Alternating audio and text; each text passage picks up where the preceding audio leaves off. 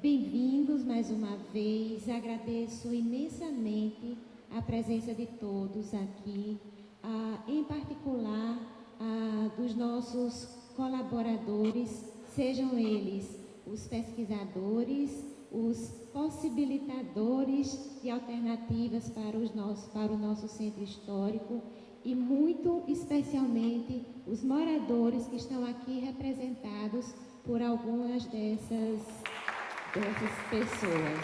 Certo? Agradeço imensamente a colaboração de vocês na realização dessa mesa.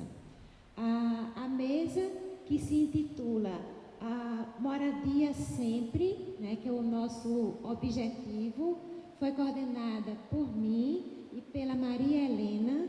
Tá? Estivemos à frente dessa organização e, com muito cuidado, nós procuramos articular de forma que a gente tivesse uma construção mais sólida para discutir essa problemática do centro histórico.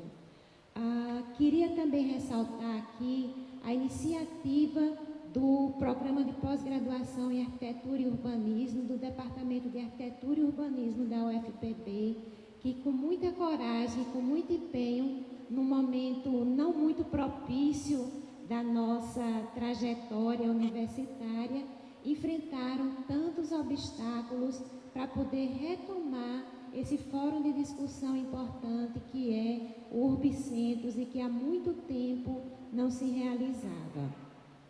Lembro que o primeiro Urbicentros, ele aconteceu em 2010, estamos agora no 6º Urbicentros. Ele já tinha por título Morte e Vida dos Centros Urbanos e foi organizado pelo professor Chico Costa, que agora encabeça a coordenação também desse Urbicentros, e pela professora Elisabetta Romano. Eles foram os criadores desse evento que há 13 anos não ocorre, certo? Por circunstâncias diversas. Então, eu parabenizo o professor Chico Costa pela iniciativa, pela criatividade na forma como organizou e idealizou, e agradeço também a toda a equipe de organização, tá? Desde as meninas que estão mais à frente, a Flora, a Isabel, a Maria Helena, e a todos os nossos alunos, graduandos, pós-graduandos, até quem não tinha nada a ver com a história, como o Andrei, né, doutorando no nosso PPGAL, que eu peguei no laço e ele gentilmente fez a gravação dos depoimentos dos nossos moradores e a edição, pobre coitada, até 1h30 da manhã. Tá? E está aqui valentemente acordado.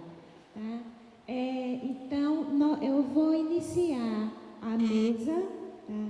Fazendo uma breve apresentação de como ela está estruturada, das pessoas que vão participar e apresentando ao mesmo tempo o currículo de cada uma dessas pessoas para que vocês conheçam.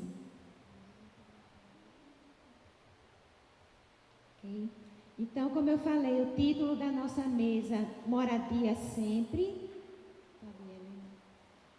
Aqui é a nossa proposta, tá, para a mesa, ou seja, promover um diálogo entre aqueles que habitam o centro antigo da cidade de João Pessoa e pesquisadores que debatem a problemática que envolve o lugar, os obstáculos e perspectivas para que a moradia esteja mais presente na pauta de ocupação da área em foco. Certo? Então, é muito importante aqui a gente ter esse diálogo entre quem tem dados mais estatísticos, acadêmicos, científicos e aqueles que vivenciam no dia a dia esse centro. Acho que unindo forças, a gente consegue pensar melhor perspectivas para melhorar a condição, a ocupação do nosso centro com moradia. A mesa, ela está organizada da seguinte forma. Primeiro, nós temos os depoimentos dos moradores, que é o vídeo que nós vamos apresentar para vocês. Esses depoimentos, eles foram organizados com títulos a partir das falas dos próprios moradores, títulos que me inspiraram a partir da fala dos moradores. Então, nós temos o primeiro lugar, moro no qual pertenço, tá? Que é o depoimento da Rita Mônica dos Santos Fernandes, que é moradora no centro desde 1972 e nos dá a honra de estar aqui presente. O segundo depoimento, moro onde escolhi estar, que é o depoimento do professor Luciano Klosterman, que é professor na UFPB, mora no 18 Andares e também está aqui com muita honra nos acompanhando. Moro onde me convém estar, é o depoimento de José Tanoeiro da Silva, que é comerciante e morador na rua Índio Piragibe, no Varadouro, que não pôde estar presente porque é horário de trabalho dele. Seguindo, moro num lugar compatível com a minha consciência, é o depoimento de Rayan Lins, produtor cultural que mora na Vila Sanhauá, que vai ser tratado aqui sobre o projeto.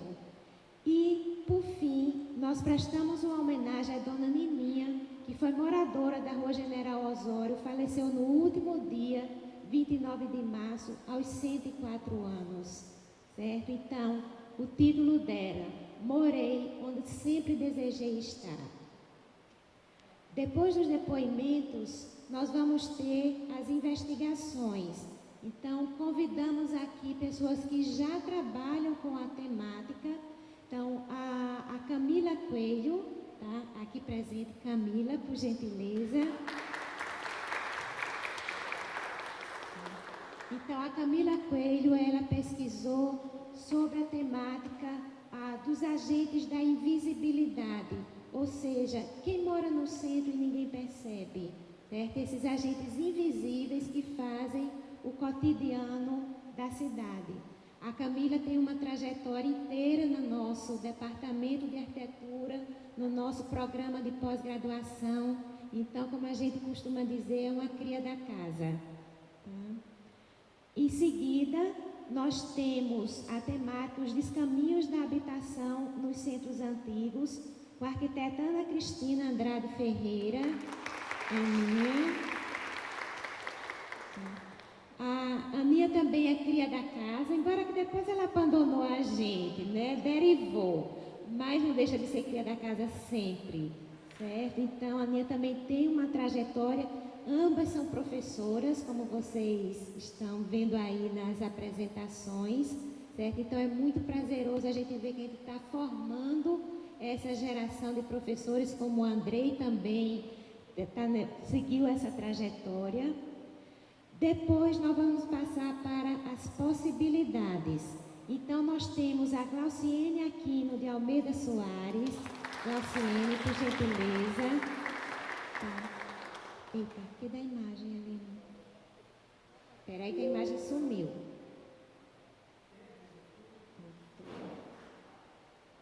Certo? Então, a Glauciene, ela é, digamos, madrinha, como eu acabei de apelidar ela, tá?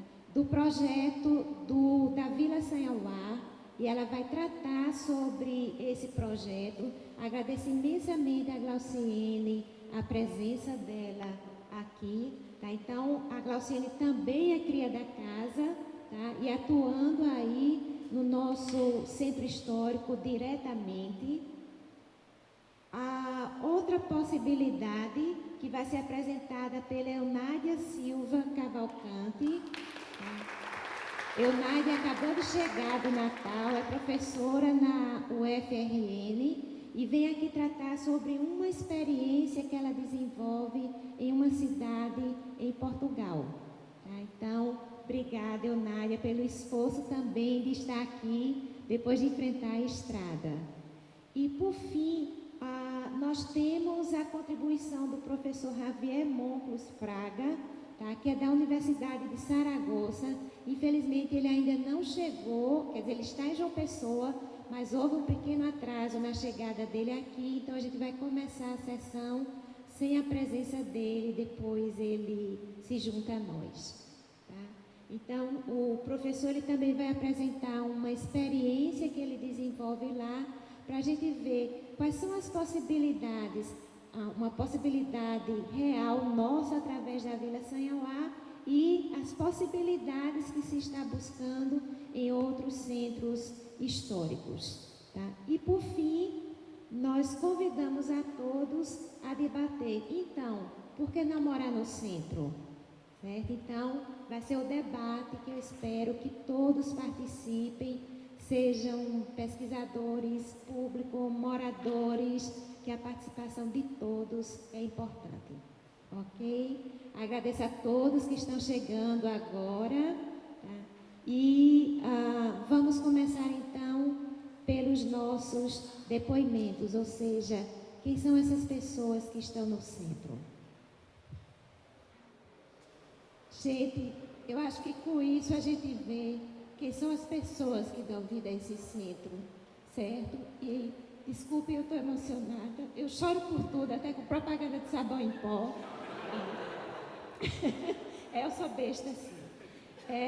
E assim, é muito emocionante, muito promissor ver que existem pessoas lutando, mesmo que individualmente, amando esse centro.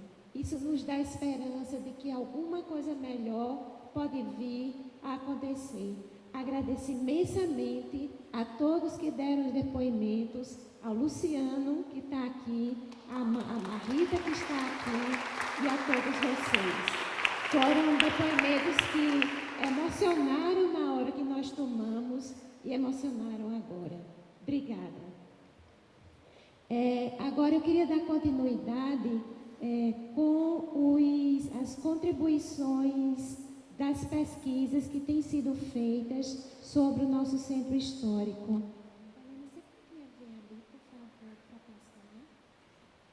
Então, eu vou chamar a primeira das nossas contribuições, que é a Camila Coelho, tá?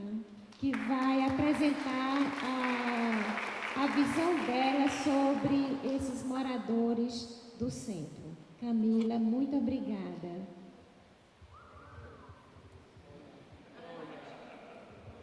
Gente, bom dia. Enquanto elas arrumam ali, só dizer o prazer imenso que eu estou sentindo hoje, porque a minha carreira acadêmica, ela começa com Urbicentros, assim. 2010, primeiro Urbicentros, eu, Andrei, monitores, né, ali na graduação, e que hoje são apoios, né, que vocês chamam. 2011, Maceió, foi onde eu vi uma apresentação para me instigar a saber se tinha ou não Vila e Cortiço no Centro Histórico de João Pessoa, porque durante toda a minha graduação não ouvi falar sobre isso. E eu fico muito feliz por já ver essa mudança do que se é tratado na graduação hoje, né? Essa coisa do social muito forte.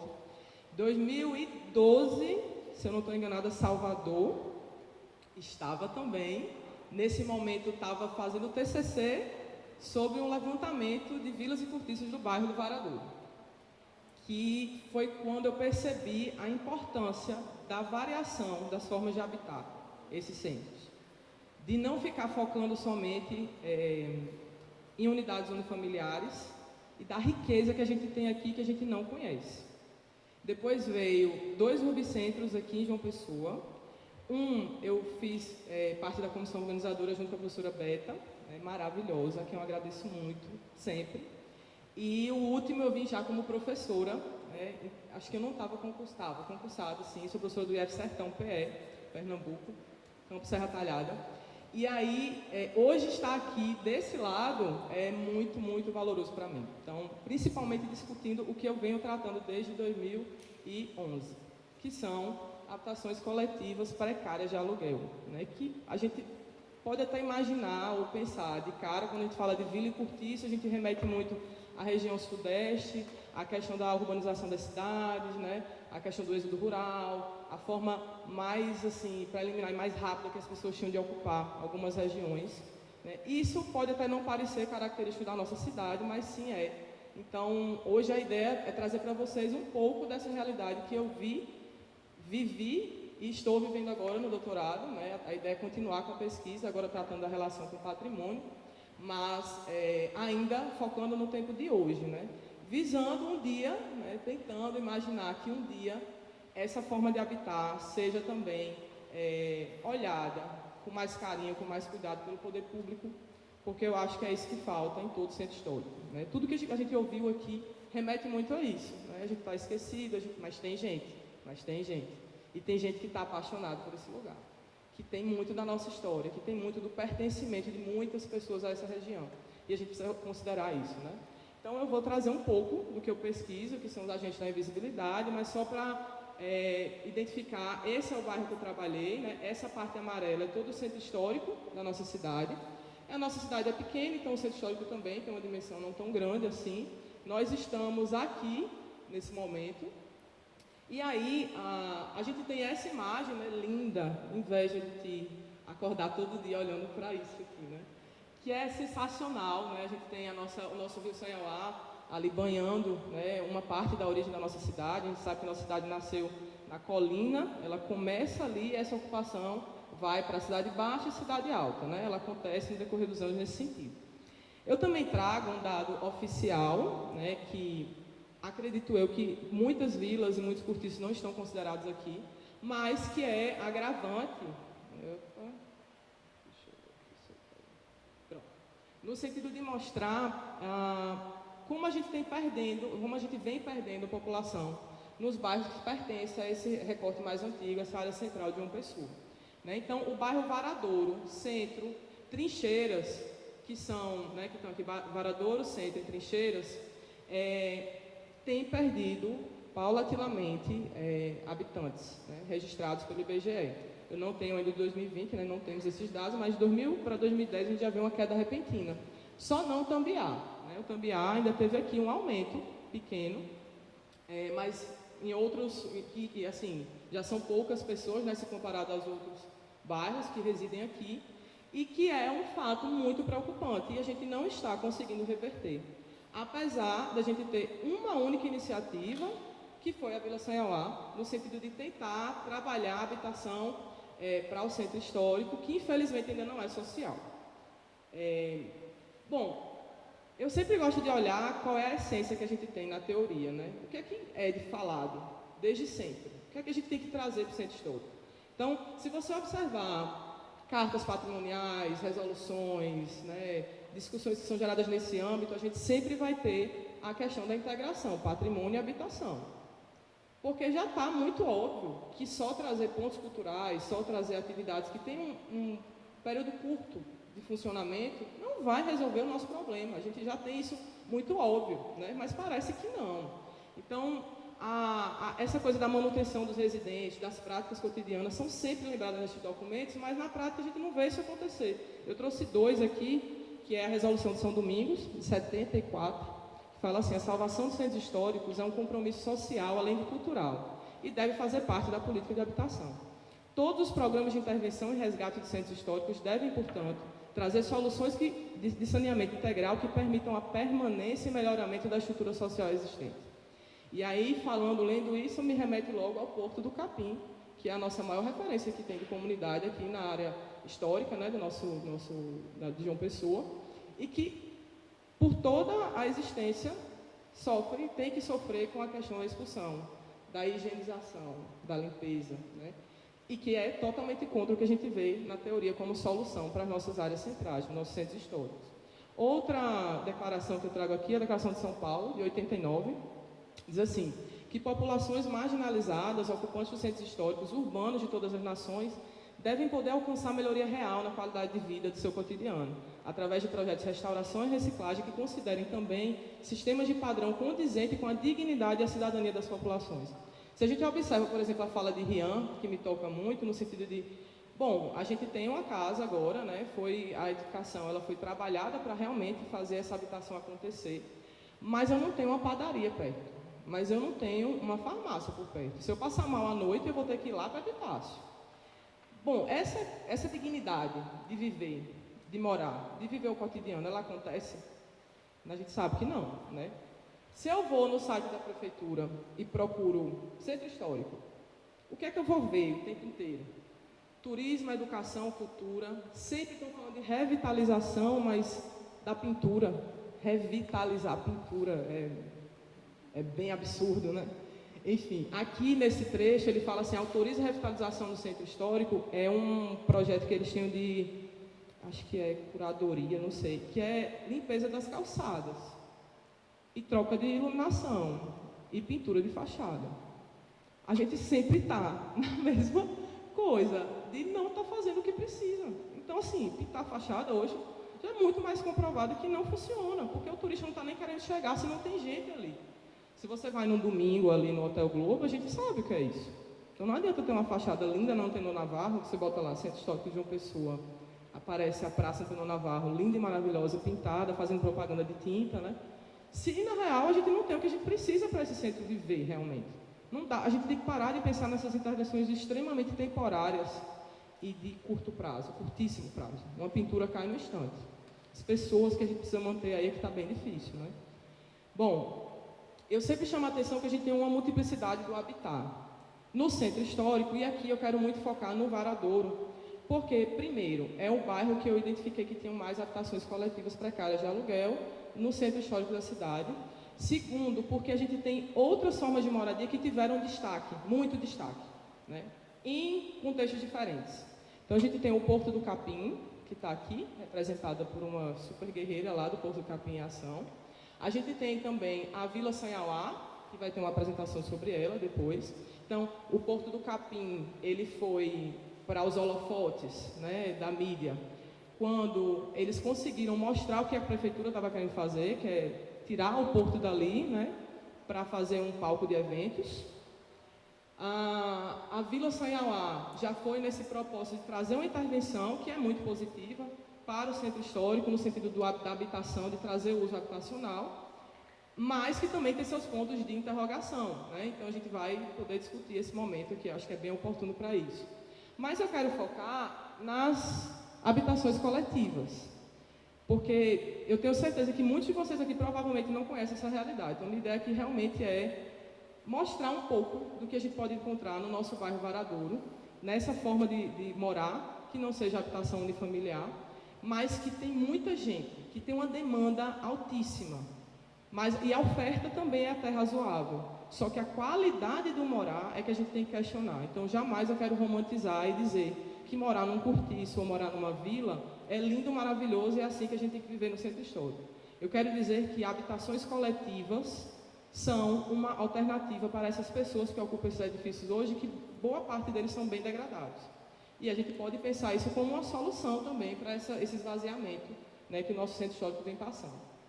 Eu coloquei essa foto que eu acho que ela é bem antagônica, porque de um lado a gente tem a placa de aluga-se kitnets. Os kitnets é como se fosse uma vila mesmo, certo? Aqui dentro a gente tem um corredor gigantesco, inclusive um subsolo, com muitas unidades habitacionais.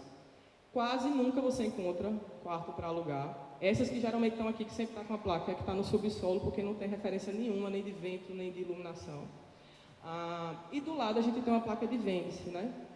Então, a casa unifamiliar sendo vendida, que a pessoa não se interessou mais de morar lá, por todas as dificuldades que essas pessoas vivenciam, mas do outro lado eu tenho inúmeras unidades habitacionais ocupadas, certo? Eu consegui, no levantamento que eu fiz no mestrado, né, eu estou no doutorado agora, mas isso é do mestrado, tá, gente, o trabalho de campo, eu identifiquei no bairro Varadouro, que é bem pequeno, 43 habitações coletivas. Dessas 43, eu consegui entrevistar 25 proprietários, 66 residentes. Identifiquei unidades habitacionais que têm de 3 a 17 unidades habitacionais, ou seja, cortiços e vilas que têm de 3 a 17 unidades habitacionais. Imagine uma vila com 17 unidades habitacionais. E que são quase que, vamos botar assim, 80% a 90% ocupadas por pessoas, principalmente que moram ali, porque trabalham ali ou precisam viver de alguma coisa dali. Certo? Eu sempre destaco que a gente tem 3 problemáticas da invisibilidade aí, que seria a física, a mercadológica e a social.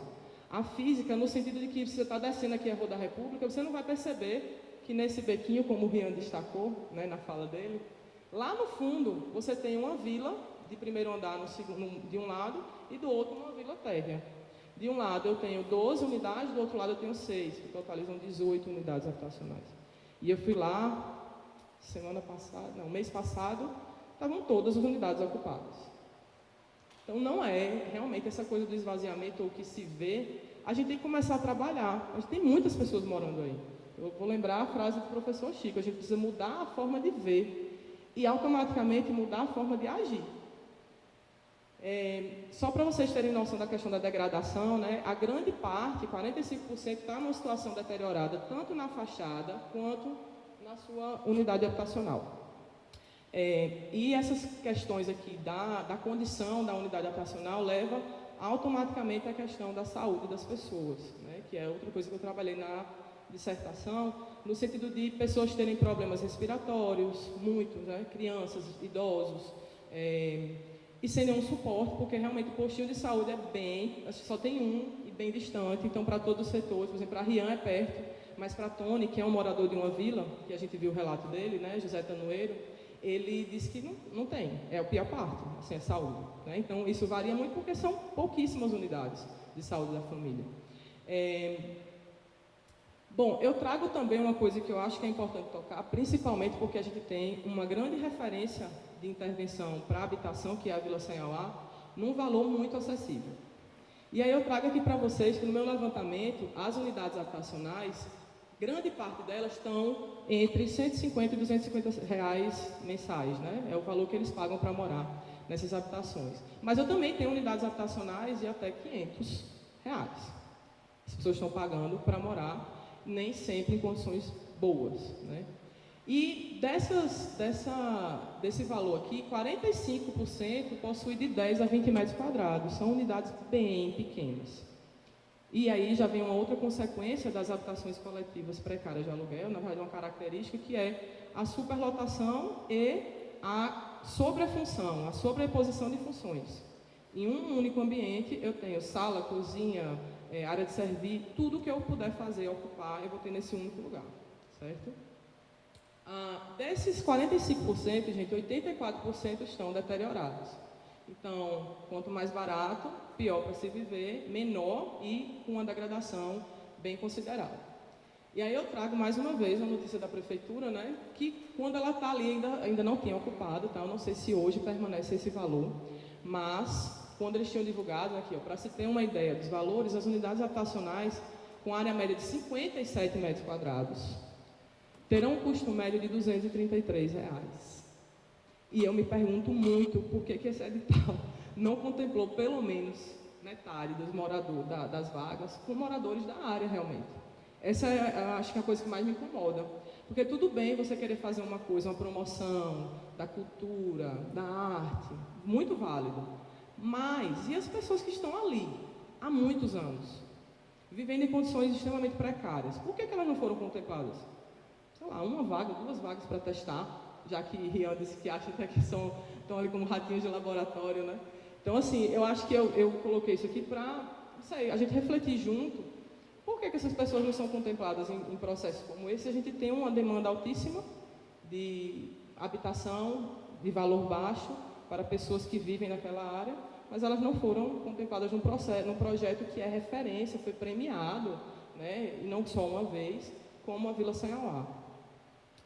Outra coisa que eu também, né, enfim, vale a gente pensar é essa coisa de quem pode se inscrever. Então, a regra era possuir renda mensal familiar entre 1 e 10 salários mínimos e pessoas que estão ligadas a atividades culturais, artesanais ou que promovam a valorização dos elementos típicos da região do Nordeste brasileiro.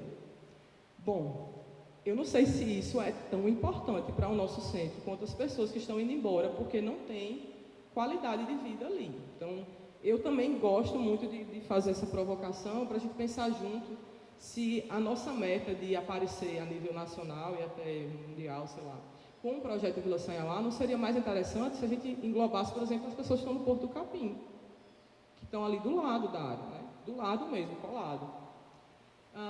Por exemplo, isso aqui é um cortiço que eu trago, gente, que essa senhora paga R$200, que é esse ambiente aqui, e o banheiro e a área de serviço são compartilhados, R$200. Que qualidade de vida é essa, né? Assim, essa senhora estaria muito mais feliz se ela tivesse, por exemplo, em uma unidade habitacional da Vila Sanhauá. E ela ia pagar quase a mesma coisa. Então, eu acho que a minha ideia é realmente incomodar, no sentido de, poxa, a gente tem essa realidade aqui. O que é que está sendo feito? Nada. A gente não tem legislação que fale sobre essa questão. Primeiro porque existem proprietários. Então, os agentes são os locadores, são os locatários, mas também o poder público, que nesse momento está ausente, né? Também trago aqui só essa questão eu vou tentar também falar sobre o que Rian falou, em contraponto o que José Tanoeiro, Tony, falou sobre a questão do lazer. A gente também tem que pensar que pessoas têm escolhas diferentes para lazer, né? Então, para José Tanoeiro, ele queria um barzinho para sentar e ficar ouvindo aquelas músicas que ele gosta e tal. Ele não quer ir ouvir o rock lá na Praça Antônio Navarro. Então, para ele, não tem essa oferta de cultura que ele quer. Ele vai lá para a Lagoa, tem uns barzinhos lá, ele fica lá, mas que nem vende bebida alcoólica. Então, também tem essas questões. Já Rian, ele está super bem guarnecido, porque ali é o que ele curte, ele está onde ele curte. Então, assim, a gente também tem que ter esse cuidado, né, de entender por que uma pessoa fala uma coisa e a outra pessoa fala outra. Mas eu chamo muita atenção que, na minha pesquisa, quando eu perguntava para os moradores de vilas e cortiços, onde eles faziam as atividades de lazer, para onde eles iam, o que é que eles gostavam, 40% ficava em casa, porque o bairro Varadouro, ele só tem, por exemplo, 3 grandes praças, essa Álvaro Machado, que é um posto de gasolina, a 15 de novembro, que é um canteiro, e a Praça da Pedra, que virou mais um memorial, porque você não tem nenhum suporte para curtir esse espaço, nem de contemplação, nem um parquinho para as crianças. Então as crianças improvisam onde? Nos corredores das vilas e dos cortiços, ou no final de semana na rua, porque não tem muito movimento, porque a gente não tem espaços públicos de lazer para essas pessoas, do mesmo jeito que a gente não tem a farmácia perto, e até tem uma farmácia, eu descobri que tem na Integração, é do lado da Integração, que só funciona no horário comercial. Então, por que essa função, farmácia, padaria, não está também na Vila Senhoá? Né? Podia ter, porque já era mais um suporte para essas pessoas. Outra coisa, que já é meio que esperado, né, os locais de trabalho. Então, 53% ou trabalha no Varadouro ou no centro, ou não tem um trabalho fixo, um ponto fixo. Então, tem gente que também fica rodando, né, ambulante, quem faz coleta de lixo e tal, de materiais reciclados. Então, eles estão ali porque eles realmente vivenciam aquilo, em todos os aspectos, residindo e trabalhando. E aí eu trouxe uma foto para representar que há vida, tem muita vida aqui. Isso aqui é na Rua da República, uma festa de Dia das Crianças organizada por eles, né? Já que não tem o equipamento público, a gente faz acontecer esse equipamento público. Então eles alugaram um pula-pula, botaram ali na Rua da República, na esquina para a rua que vem da Integração. Tá lá o palhaço tomando sua cervejinha e interagindo com as crianças. Mas é isso. A vida, né? A senhorinha que estava sempre na casa, ali na varanda, no terraço dela, vai para a rua, vai para a calçada, observa o movimento. Mas aí a gente tem que refletir, então, por que essas pessoas não aparecem para a gente? A gente tem ido lá, é como o Rian disse, a gente só percebe que tem muita gente morando quando a gente vai para lá. E eu acho difícil, né, o poder público conseguir fazer uma ação mais efetiva para quem está lá, e que a gente tem que manter e não tirar, se a gente não está lá. A gente precisa estar lá, a gente precisa ter esse conhecimento. E aí eu termino minha fala com um trecho que eu acho que é bem um resumo, que é de Borges e Souza, que fala assim: entende-se por fim que a habitação traz de relevante para os centros históricos enquanto habitat, e não apenas como uso entre as funções da cidade ou como mercadoria valorizável no processo imobiliário especulativo, é precisamente a permanência de pessoas, a continuidade ou a constituição de cotidianos, e assim a possibilidade de formar as representações coletivas, instituir valores e ressignificar memórias, em um lugar espacialmente qualificado que carrega memórias que instigam a construção de mecanismos de pertencimento, sociabilidade, fortalecendo as identidades, a autoestima e a apropriação do processo histórico. É isso que a gente está precisando fazer, né? Falta fazer. E aí eu deixo meu contato, eu termino meu slide com o Lula. Seu Lula, infelizmente, ele não viu a mudança da vida dele acontecer, ele faleceu também. Ele é deficiente visual, morava sozinho, numa vila, numa condição bem precária, e recebeu a gente sempre super bem, eu e meu esposo, quando a gente ia trabalhar a campo, contava muitas histórias. E é esse tipo de memória que eu gosto de guardar, porque tem gente lá, tem vida lá. Então eu tenho esse compromisso também de fazer eles aparecerem. Por isso que eles estão invisíveis, mas eles são muito visíveis para mim e espero que para todos vocês agora. Então é isso. Obrigada, gente.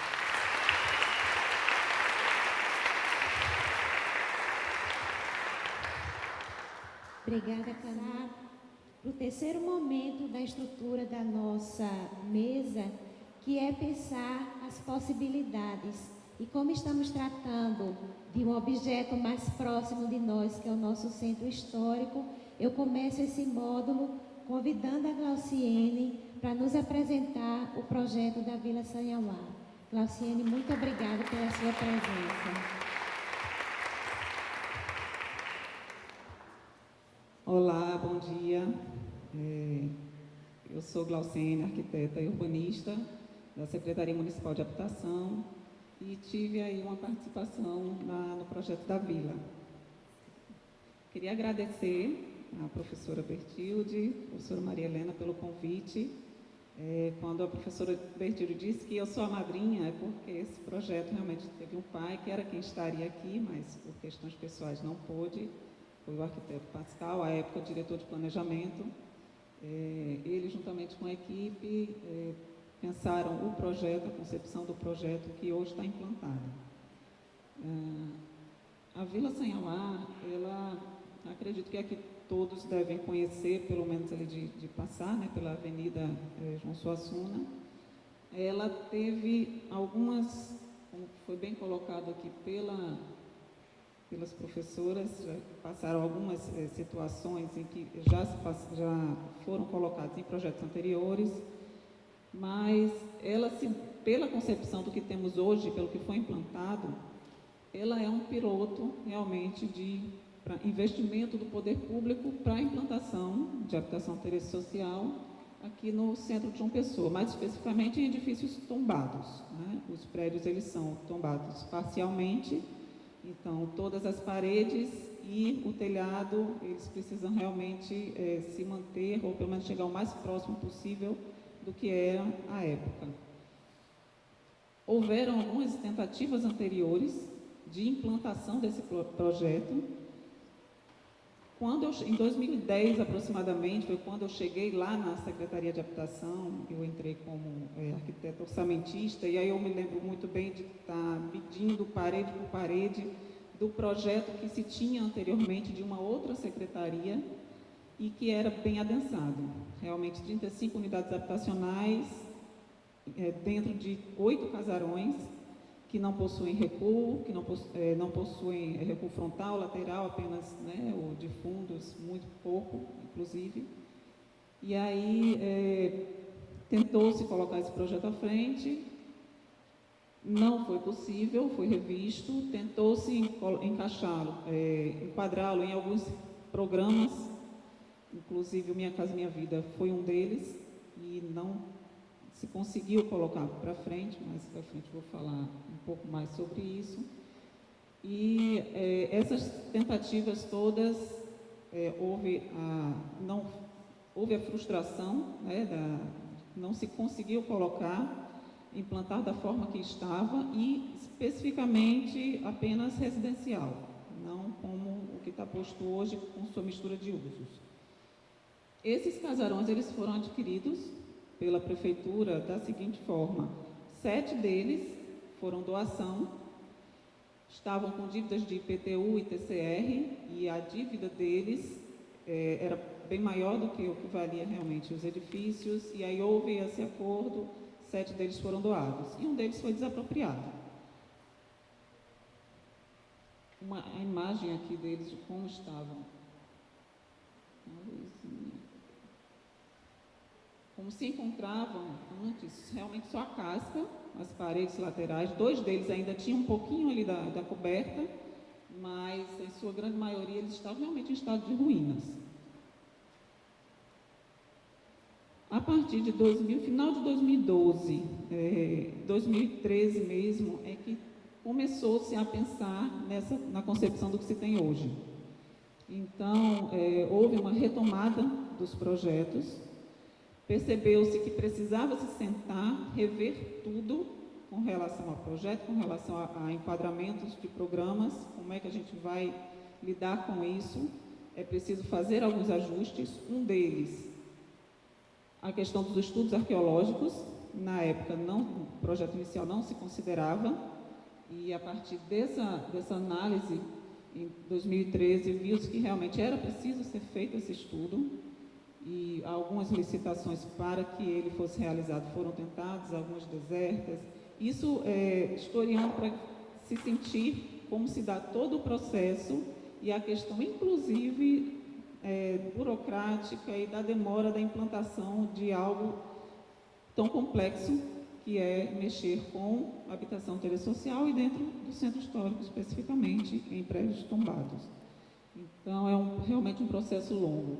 Esses estudos arqueológicos, além deles, a parte de projeto também, a partir de 2013, foi toda feita, acompanhada pelos órgãos de patrimônio, IFAM e IFAEP. A gente costuma dizer que esses projetos foram feitos a 4 mãos, porque eram elaborados e todas as dúvidas, reuniões eram tiradas com os órgãos de patrimônio, precisava ser feito dessa forma. Então, o objetivo dele era realmente a ocupação adequada das áreas centrais, estimular essas atividades culturais e garantir a preservação do patrimônio. Aqui algumas imagens dos estudos arqueológicos. Como eu coloquei, foram algumas licitações, se eu não me engano, foram 2, foram desertas, de início não se obteve vencedor, nem interessado. E aí, em 2000, se não me engano, 2014, uma empresa de Recife venceu e realizou as prospecções. Aí, nesses estudos, eles encontraram algumas tubulações de ferro, algumas faianças inglesas, pratos, garrafas, uma cacimba, no caso aqui, uma cacimba no quintal, e todos esses materiais estão hoje protegidos, foram reaterrados e estão lá no local. E aí a gente tem a proposta. A premissa principal dessa concepção, dessa proposta, eram 2 vertentes, as duas situações, 2 ideias. De início, levar a mistura de uso. Eu preciso levar moradia, eu preciso ocupar de uma forma diferente, mas eu também preciso levar o comércio e a instituição para que aquilo funcione de uma forma mais dinâmica. Então, essa foi uma das ideias principais. Aqui a gente vê os estudos de fachada, de entorno, inclusive, e aí foi possível implantar 17 unidades habitacionais, 6 comércios e 1 institucional, que é o que a gente tem hoje.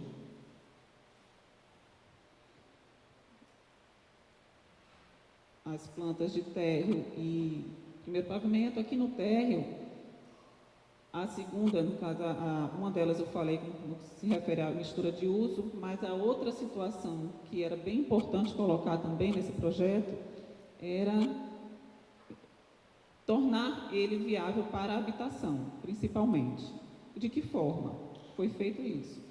Criou-se um corredor central, ligando esses 5 casarões centrais, e aí vem a ideia de vila. Eu posso sair do meu apartamento, atravessar o condomínio, chegar até o meu vizinho, eu posso circular, eu tenho uma sensação de pertencimento daquilo ali como um todo. Além de viabilizar no que se refere a conforto ambiental. A partir do momento que eu crio aquela situação ali no meio, eu abro, aqueles que inclusive foi um dos poucos pontos permitidos em que se fez a abertura das paredes originais, foi permitido pelo patrimônio para dar essa viabilidade. Então, eu crio um corredor central para essas 3 situações, para a questão de vizinhança, para conforto, para ventilação e iluminação naturais. E ainda tenho os jardins internos, permite toda a parte técnica de drenagem e tudo mais, tudo isso aconteça. E em cima da mesma forma, esse casarão é o institucional, ele ficou isolado.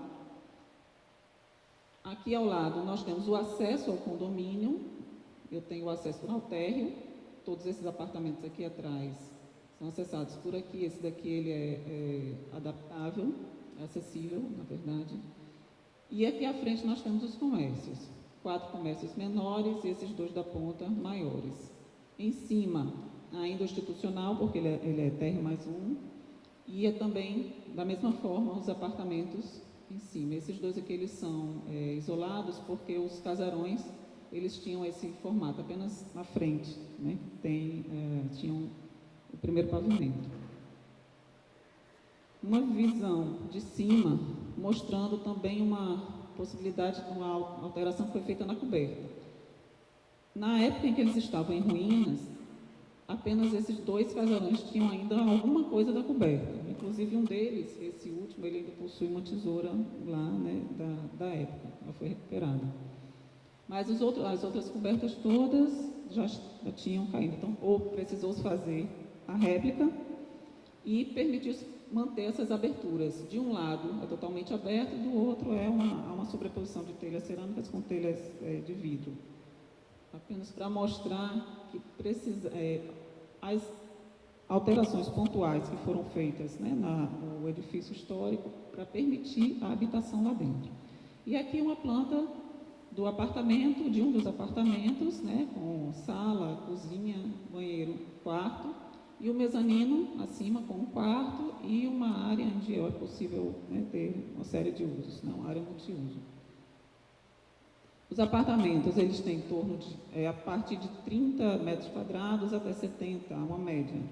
E os comércios, eles vão de, se eu não me engano, 40 metros quadrados a 130, aproximadamente isso. As imagens da época da execução. Aqui o momento em que houve, a construtora descascou, né, toda a parte de reboco, revestimento e refez. Aqui, a escavação das fundações, nesse caso especificamente, como a gente tinha as paredes, né, mantidas, a estrutura foi optada por se colocar metálica e independente, elas não encostam nas paredes. Então, algo que inclusive não seria agressivo ao edifício. E aqui a imagem do cuidado com os ladrilhos. Muitas áreas ainda tinham os ladrilhos originais, em algumas áreas foram mantidos, em outras foram relocados. Então, aqui mais algumas imagens da época de obra, mostrando o corredor central, que foi criado, as aberturas que foram feitas, todas as instalações, assim como a estrutura era independente, as instalações são externas, também esse cuidado no que se refere a patrimônio. E aqui a gente vê um mix dos ladrilhos, o ladrilho antigo e um ladrilho novo, foram feitas réplicas. Então, foi todo um processo, todo um cuidado, desde a concepção, passando por projetos executivos, até obra e, inclusive, agora, pós-obra. Aqui a finalização, para vocês terem ideia de como é internamente, certamente algumas pessoas não conhecem, mas o que a gente vê no primeiro pavimento, a estrutura que foi criada, a passarela que foi criada para interligar os apartamentos de cima, a estrutura metálica, e aqui um apartamento internamente, com o seu mezanino. Duas imagens que eu acho bem interessantes, uma de Kaique Cunha, 2017, logo antes da execução da obra, que mostra realmente os edifícios em ruína. Aqui, inclusive, a gente consegue ver parte da igreja.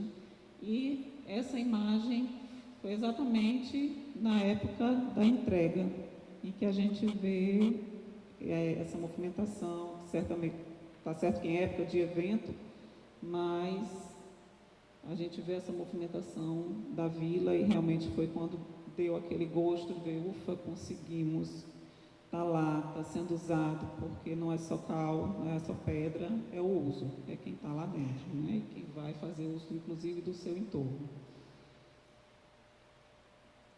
Com relação ao edital de chamamento, houve uma primeira situação, se fez através do Minha Casa Minha Vida, inclusive conversando aqui com Camila, ela foi uma das participantes, à época, tentou-se implantar esse empreendimento através desse programa. Não foi possível, realmente pelo valor, tanto pelo valor das mensalidades que deveriam ser pagas, quanto pelo enquadramento no programa. à época, o programa ele não previa essa situação de implantação em centro histórico e mistura de usos. Então, é uma proposta complexa, ela pega muitas vertentes, então, realmente não foi possível se manter no Minha Casa Minha Vida, das tentativas que se teve. Então, o que fazer? A prefeitura, à época, resolveu bancar, né, do próprio bolso, tanto os estudos arqueológicos quanto a obra, e executou-se a implantação da Vila Sanhauá através de recursos próprios da prefeitura. Acredito que, ao todo, deva ter ficado por volta de 7 milhões essa obra, junto com os estudos que foram feitos. E como ocupar, como fazer essa escolha? Com relação à habitação, optou-se pela cessão de uso. O prédio é da prefeitura, né, ele foi adquirido, inclusive a Vila Sanhauá tem a administração da prefeitura, e a cessão de uso para habitação, no edital existiam os critérios, e dentro desses critérios as pessoas precisaria ser pessoa física, pessoa jurídica não poderia ocupar o apartamento, que desenvolvessem atividades culturais, artesanais ou que promovessem a valorização dos elementos típicos da região do Nordeste brasileiro. Isso era um dos critérios. Além disso, não poderia ter moradia, precisaria ser morador da cidade de João Pessoa, maior de 18 anos, todos aqueles que precisariam seguir nesse sentido. Porque, sim, inclusive um dos critérios era morar em um raio-x próximo ali à área do centro, era um dos critérios. E ganhar de 1 até 10 salários mínimos. E nos comércios, seguindo a linha próxima, para fins comerciais, exclusivamente nos ramos de alimento, turismo, atividade cultural, artesanal, ou que promovesse a valorização dos elementos típicos do Nordeste. Então, tudo isso daí precisaria ser atendido. Também que não tivesse um ponto comercial no nome da pessoa e que fosse ali de áreas próximas de preferência. Por que não de 0 a 3 salários mínimos? É algo oneroso. Então, aluguel e condomínio. A ideia de colocar a partir de 1 foi essa. Então, eu preciso desembolsar algo, eu preciso pagar o aluguel, eu preciso pagar o condomínio para morar naquele espaço. Comércio da mesma forma, deixando assim bem claro, inclusive, que não estava fechado a participação de pessoas do entorno que quisessem. Os únicos critérios eram: eu sou ligada à área cultural, eu sou ligada à área de artesanato, promovo, né, a valorização dos elementos típicos do Nordeste. Então, estava aberto, o leque era muito grande. Hoje, como é que se dá esse acompanhamento da administração da vila? A prefeitura, a CEMAB especificamente, ela nomeou uma pessoa que faz essa administração. Então, o edifício ele tem um condomínio que precisa, eles estão morando ali, o espaço, de certa forma, pertence a eles, né, está ocupado lá por eles. Então, eles também precisam ter esse olhar de cuidado: isso aqui é meu, eu vou cuidar. E o condomínio precisa estar constituído. Então, há um condomínio e há uma pessoa da Secretaria de Habitação que atende às situações pontuais, inclusive de pós-entrega e pós-obra. Porque a gente sabe que há a vontade, houve a vontade, houve a aplicação, mas realmente precisa haver esse acompanhamento. Então, o primeiro passo foi dado, houve a aplicação de recursos próprios, isso aí já é muito bom, quer dizer, houve esse interesse. Não consegui aplicar nessa situação, então vamos lá, eu vou fazer. Então, à época houve esse interesse, mas a gente sabe que não é 100%. Então, determinadas situações são observadas, há a tentativa de melhora, inclusive com relação a questões construtivas, há algumas situações em que foram feitos os ajustes e ainda serão feitos mais alguns ajustes. São edifícios antigos, trazidos para uma situação atual, levando moradores numa situação totalmente diferente do que era a época, né? Então, esse acompanhamento é feito. Provavelmente, nos próximos meses, inclusive, vai ser feita uma nova licitação para alguns ajustes, manutenção e tudo mais. Então, esse acompanhamento realmente tem que ser junto dos moradores, junto da pessoa que está à frente do condomínio, inclusive. E é isso. Um exemplo aí do que a gente traz, virão outras situações. Tomamos muitos aprendizados com a Vila Senhoá. Realmente ela é esse piloto, ela nos trouxe lições, ela ainda nos traz lições, e essas lições serão aplicadas em outras situações. Há alguns projetos ainda sendo desenvolvidos dentro da Secretaria, na tentativa também de incluir dentro de programas habitacionais, na esperança, inclusive, de um novo Minha Casa Minha Vida que contemple centros históricos, né? A gente está nessa esperança. E aí a vontade de fazer é grande. A gente tem técnicos muito bons lá na Secretaria de Habitação, com essa boa vontade, inclusive com essa visão de centro. E aí vamos tentar aplicar. Obrigada.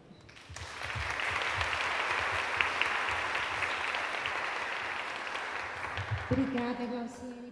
Eu acho que vem bem ao encontro do que a Aninha colocou na apresentação dela. Muitas vezes, os projetos, propostas habitacionais, mas que não se enquadram numa realidade específica.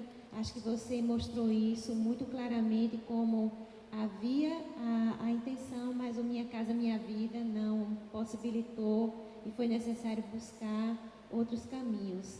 O desejo é que entre um piloto e uma aproximação, os nossos governantes sejam um pouco mais ágeis, né, e não aconteça uma defasagem tão grande de tempo entre cada uma dessas ações, que entre cada uma é um aprendizado. Obrigada, Glauciene.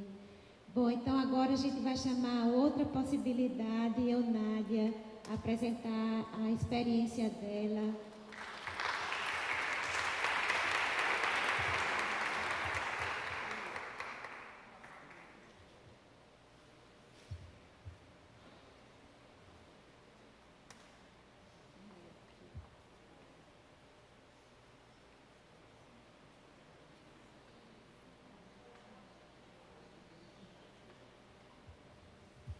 Bom dia a todas e todos.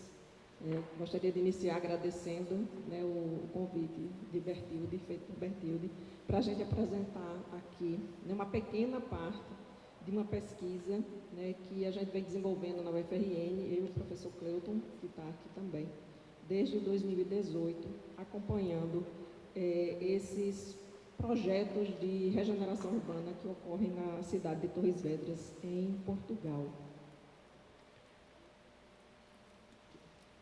Então, nós estudamos, né, nessa temática de reabilitação de sítios históricos, tá? E o recorte da pesquisa dedicado à habitação social o que eu toco, né, nessa parte dessa pesquisa. Torres Vedras, né, é uma cidade muito próxima de Lisboa. Ela tem resquícios, né, da sua origem medieval. Tá? Mas esse espaço que nós estamos estudando, que vamos apresentar aqui agora especificamente, ele data do início do século XX. Tá? E também não vou falar de todos os programas, a gente está fazendo um recorte também, né, com o núcleo de habitação, núcleo F de habitação social, na encosta de São Vicente. O que a gente vai procurar discutir, né, é que eu sou professora da área de projeto, dou aula para o 5º período, cujo foco é habitação de interesse social. Então, nós desenvolvemos o projeto é uma experiência de trabalho integrado dentro da academia e que a gente busca discutir junto com os alunos, né, a qualidade habitacional. Morar não é tão somente ter uma casa, né? Então, o habitar, ele é entendido nessa perspectiva ampla, como uma entidade que se prolonga sequencialmente da casa à cidade e vive no microtecido urbano, das cadeias de vizinhança que constituem o contínuo de uma cidade estimulante e coesa.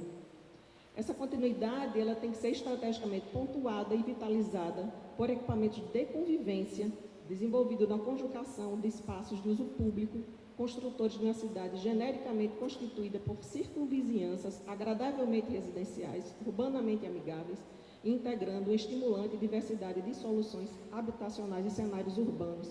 A gente viu no depoimento aqui, né, e nas falas que me antecederam, que para uns eu tenho a casa, eu moro bem, mas não tenho o espaço de lazer, né, que me atende, né? Então, essa cidade diversa é a cidade que vai garantir a qualidade habitacional.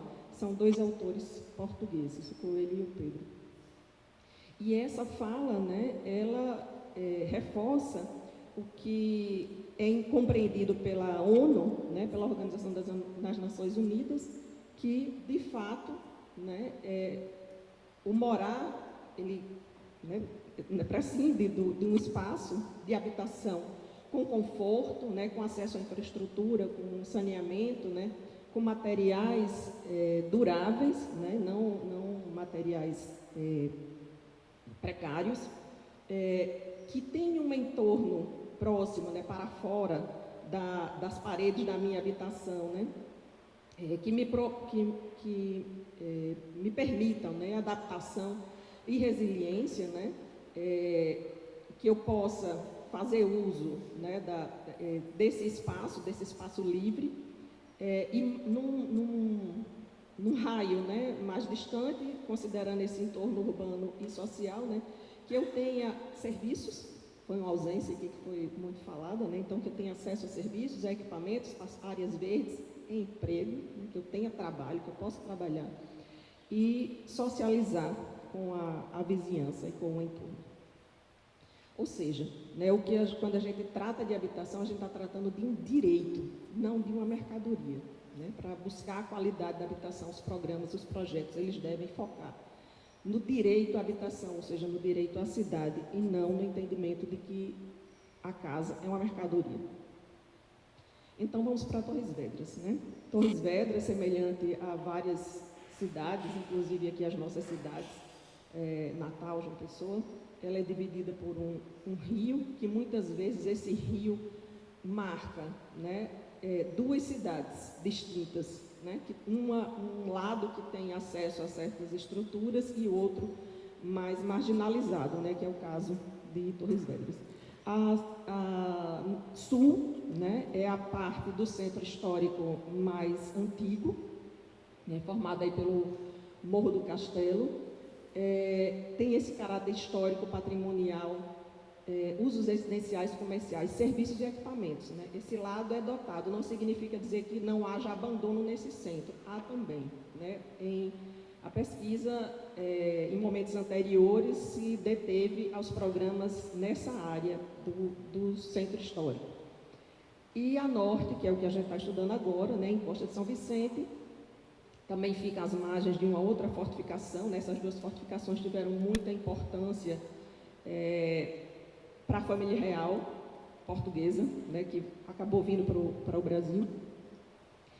E é um conjunto marcado pela presença de fábricas, oficinas, armazém, ou seja, antigos bairros operários. Né? Nessa região também estava instalado o matadouro municipal, né? Que é um equipamento do início do século XX e que foi, então, que atraiu, né, essa população que precisava morar perto do trabalho, mas ninguém queria morar perto, né, os outros habitantes da cidade, ninguém queria morar perto de um matadouro. Só que com a entrada, né, de Portugal na União Europeia, vários desses processos que eram menos industrializados e não seguiam regras rígidas da qualidade que se buscava, né, seja a produção do azeite ou da carne, esse equipamento foi fechado.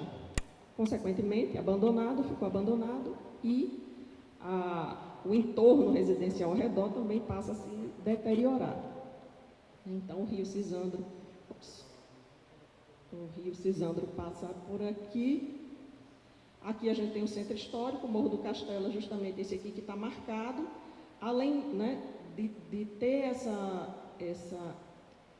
é uma cota muito elevada aqui, né, que aí você desce em direção ao rio e aqui na encosta você volta a subir. Né? Então, problemas de acessibilidade enormes. Né? Além disso, a gente tinha essa própria barreira física, né, do entorno do rio, que também era um espaço degradado e que foi alvo também de uma ação, né, nesse grande projeto de regeneração urbana para aproximar esses dois lados da cidade,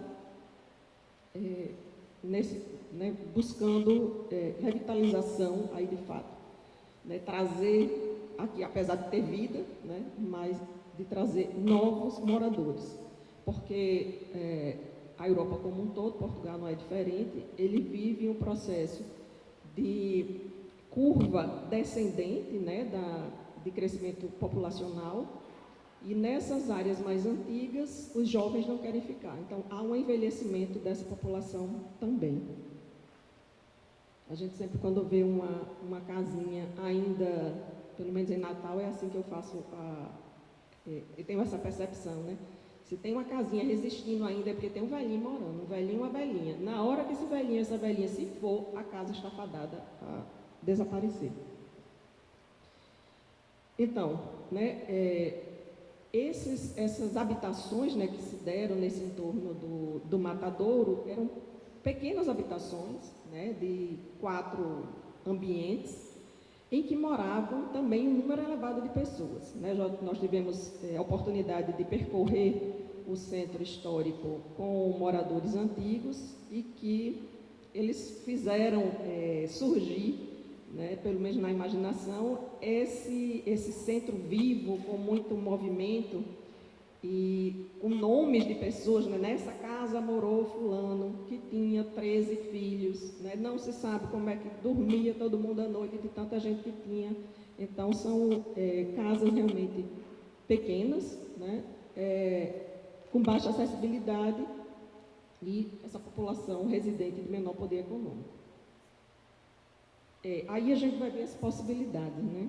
Então, desde 2014, a Câmara Municipal, que corresponde à Prefeitura de lá, né, ela vem buscando financiamento tanto no Fundo Europeu, né, para a qualidade das cidades e dos sítios históricos, quanto em programas do governo português, né, que seria esse Programa Portugal 2020. Então, aí eu destaco a continuidade dessas ações e desses programas, a essa insistência, né, em trazer a qualidade para o município, apesar de haver mudança de gestão, porque é um grande problema esse. Tá? Você tem um programa que começou muito bom, maravilhoso, e será interrompido pela própria gestão se quem ganhar for a oposição. Então, aqui a gente percebe essa continuidade. Tá? Então, para esse programa, né, de financiamento, o município também entra com uma parcela, né, mas sempre a maior parcela financeira, né, vem ou do Fundo Europeu ou do Programa Portugal 2020. Tá? Então, foi desenvolvido o Plano Estratégico, né, de Desenvolvimento, que buscava minimizar os efeitos decorrentes, o Plano Estratégico de Torres Vedras, decorrentes desse processo de desenvolvimento urbano desigual, a sul, né, o Morro do Castelo, a norte, a encosta de São Vicente, pretendendo, olha o objetivo, aproximar socialmente e seduzir fisicamente os dois polos. Né? Então, no pensamento de que a cidade deve ser entendida como um organismo único, né, e que precisa estar integrado. Aí eu trouxe uns videozinhos que ajudam a entender, né, compreender essa situação. Esse primeiro vídeo, ele vai destacar que essas ações, elas foram pensadas junto com a população, né, em processos participativos participativos, porque também compreende-se que é o morador que sente na pele as suas carências ou, né, as virtudes daquele lugar. Tá? Então, a partir desse processo de diagnóstico e de planejamento, para se montar a partir daí os projetos e as estratégias, se constatou, né, esse isolamento social e cultural da encosta, a inexistência de locais adequados ao desenvolvimento de atividades culturais e que não proporcionam ou incentivam a fixação da população. Tá? Então, nesse documento de diagnóstico, apresenta um quadro de carências sobre acessibilidade e mobilidade.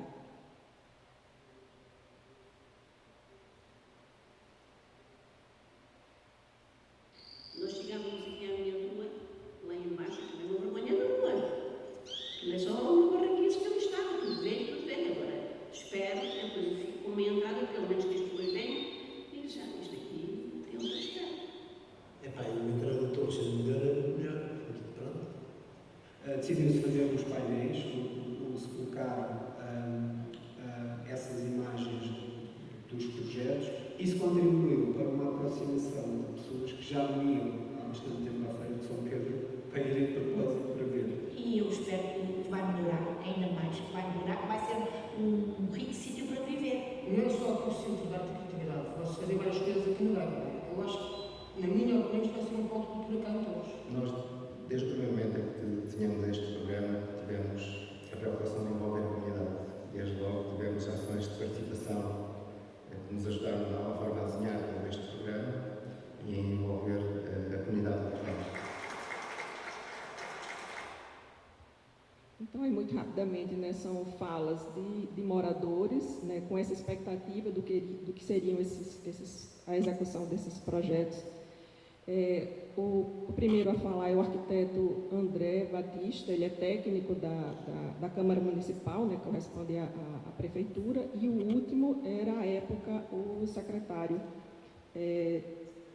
de Urbanismo, né, Habitação, Urbanismo, responsável por esses programas.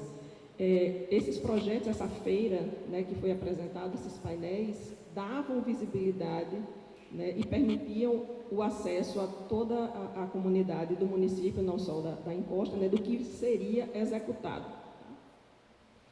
Para essa proposta de intervenção, lá na encosta São Vicente, né, ele estava ancorado, né, nesses 3 planos. Então, para se conseguir serzir esse território, né, não bastava situações pontuais, né, mas e sim um conjunto de ações.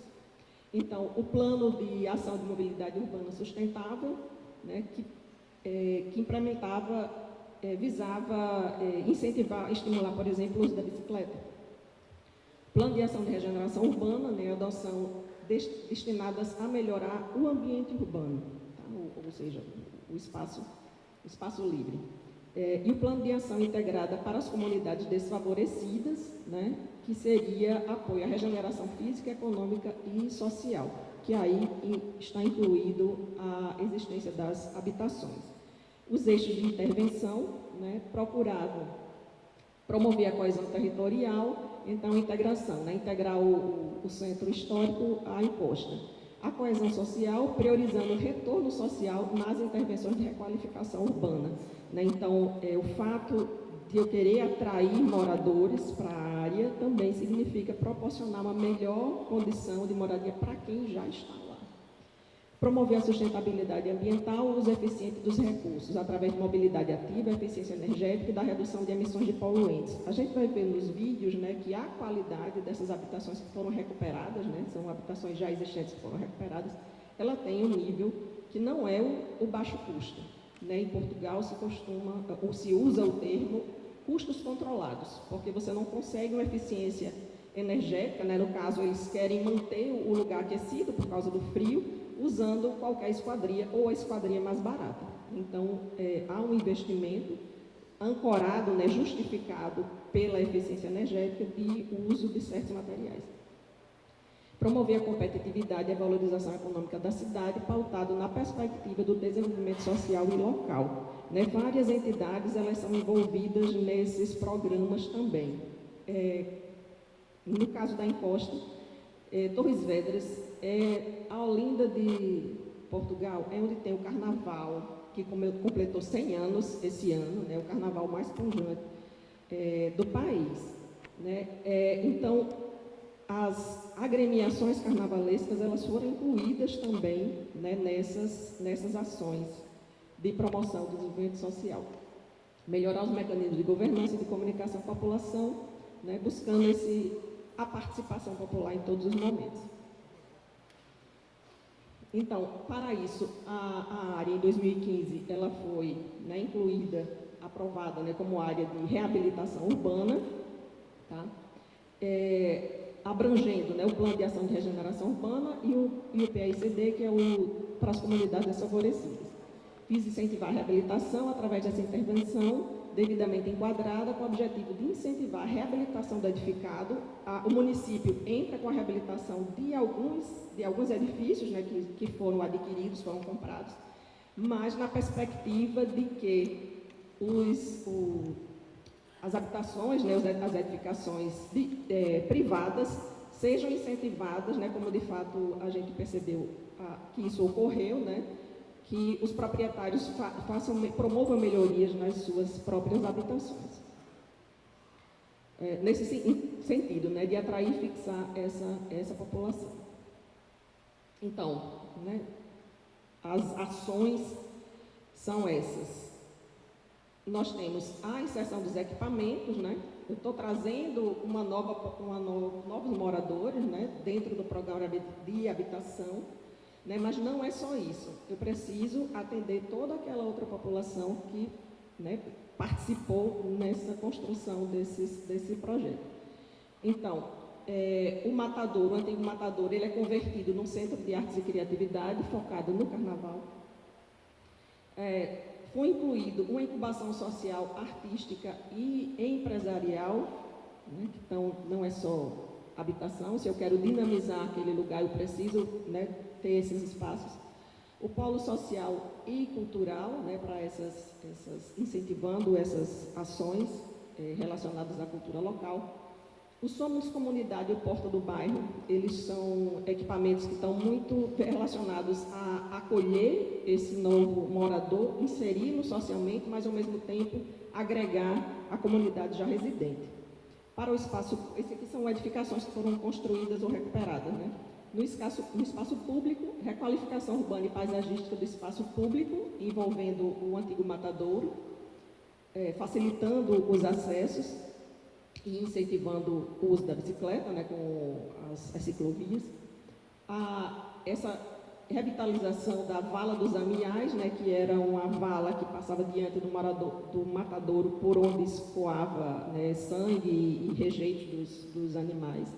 Então, há todo um tratamento paisagístico nessa área. Um ponto alto da encosta, né, que é o Miradouro da Meia Laranja, né, é um mirante para o que se vê o lado sul da cidade.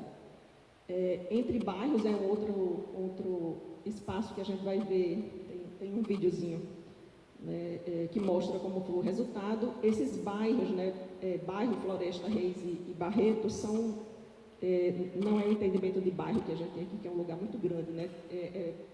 Tipo 3 ruas, 3 quarteirões, já tem esse sentido de bairro, né? Então, visava essa integração desses 3 espaços da encosta. E a reabilitação paisagística da encosta do Choupal, que é o parque, toda essa área verde que divide a zona sul da zona norte, que é esse aqui. Então, a gente está aqui na encosta, o sul é aqui, né, o castelo está aqui embaixo, tem toda a regeneração urbana aqui do próprio parque, com exceção do Parque do Choupal. Esse verdinho aqui é a Vala dos Amiais, tá? Todo esse trecho foi requalificado em termos de acessibilidades, né? Aqui era uma calçadinha muito estreita. O Matadouro, que fica aqui no cantinho. As habitações, são esses roxinhos que estão aqui, né? Que é outra coisa que se prevê, é a não criação de guetos, né? Que essa população ela seja inserida realmente, de fato. Então, são habitações que estão pulverizadas no território. Então, especificamente, o Programa Municipal de Habitação Social, Ele visava essa requalificação. Algumas casas foram compradas por puro interesse histórico, né, de manutenção de uma tipologia, né, que caracterizava aquele lugar. Outros porque estavam degradadas e nem o proprietário, nem o locador tinha condições de recuperar, né, então era um risco, o morador estava em risco, então a prefeitura adquiriu e reabilitou esses espaços. Tá? Então, há um déficit habitacional, que não é grande como o que a gente tem aqui, né, mas que atende imigrantes, a população cigana, né, que é uma população que é desvalorizada, né, na região, sofre preconceitos e outras coisas. Há um cadastro dessas famílias, da necessidade dessas famílias, né, se são famílias nucleares ou se tem agregados, né, porque essas habitações elas têm um dormitório, tem habitações com 2 dormitórios, tem habitações com 3 dormitórios também. Todas são da prefeitura, né, essas que foram adquiridas, e eles entram no programa de aluguel social. O que a gente está apresentando, que a gente vai apresentar nos vídeos, é o núcleo F que está aqui em cima. Tá? Nós visitamos também no primeiro momento todas essas habitações que foram no primeiro momento. Tá? Então, a gente está aqui nessa área que é onde tem todos aqueles outros equipamentos, o polo social cultural, né, o espaço entre bairros, que vão aparecer aqui nos vídeos. Então, no final, né, dessas 2 fases, 14 moradias foram reabilitadas dentro desse programa. Aí aqui é um vídeo. Esse daqui é o núcleo F. Tá? Então, eram várias casinhas, né? Umas coladas, né, geminadas, próximas à outra. A rua passa lá embaixo, né? Então, a rua passa lá embaixo, aqui. Então, houve todo um trabalho de readequação desses acessos, né? E aqui também você está numa encosta, né, subindo, e toda essa acessibilidade aqui foi tratada também para dar condições, né, de moradia nessas habitações.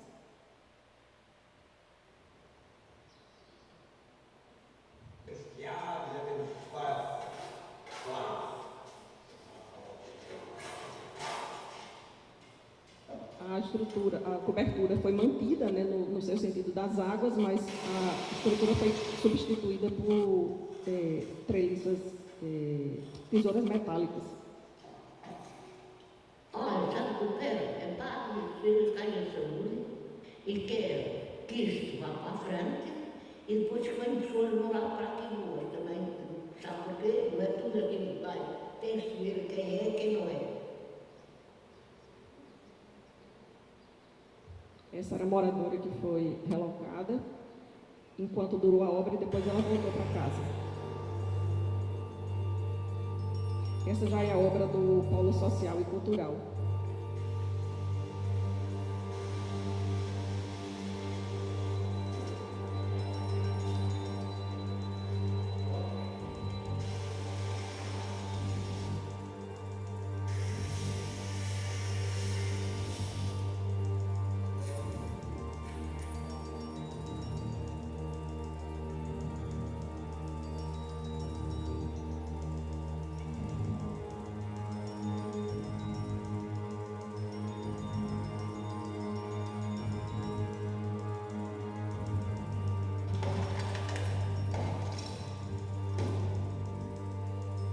Temos mais visitas, agora vai ser gente. Até agora não se via aqui ninguém. Agora já há grupos. Eu gosto muito desta minha porta.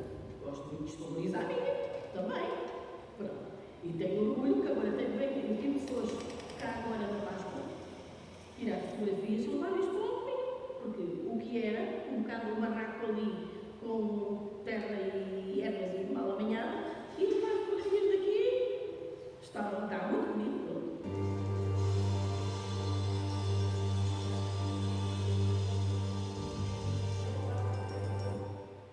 Então, a moradora, né, chegando à conclusão de que a própria casa dela estava sendo valorizada, né, o que antes era espaço mal amanhado, agora está tudo muito bonito, e ela estava gostando disso.